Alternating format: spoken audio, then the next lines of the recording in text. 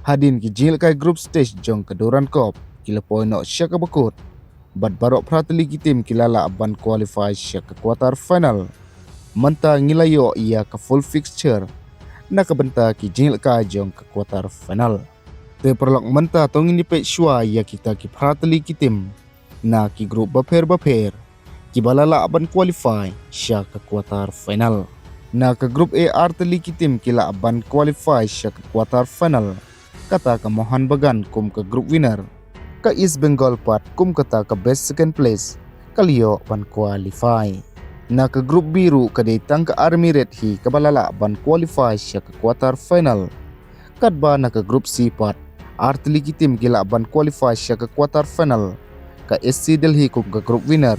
Ke Jamshedpur Pat kum kata ke best second place. Kalala ban qualify. Kadba na kaliang ke grup diru tang ke FC Raeng Daai hi kabala ban qualify. Shu habang ipa na kaliang ke grup E kabudan yalai tili ki tim lokal na Meghalaya kadai tang ke Shillong Lajong hi ke grup winner kabalala bandrong sya ke quarter final. Kadba ha ke grup F ro kadai tang ke North East United hi kabalala ban qualify sya ke quarter final.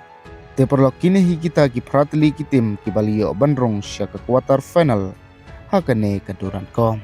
Bat ba menta pat ngin yapet ia kata ke full fixtures quarter final jong keduran kom. Ke jingil kai ka banengkong kan sedai ha ke khandru terik hapdeng ka SC Delhi persya ia kara engdai. Kaba ansel kai ha ke sau beje janmit habirsa Munda Football Stadium Ranchi. Kadba ya ke jingi kun quarter final kabaar kan sedih pedeng ke Army Red Persia ke East Bengal. Kaban selekai ha ke Khandru Terik u Agos. Ha ke por nyo bejajan mit ha ke stadium Vivekananda Kolkata.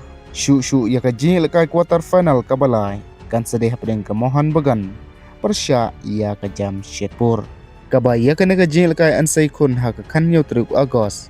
Ha ke por sau bejajan mit ha ke ju hi ke stadium kata Vivekananda Kolkata. Kadba ya ke jingi kun quarter final ka basau kan sedih hapedeng ke North East United Persya ia ke Shillong Lajong.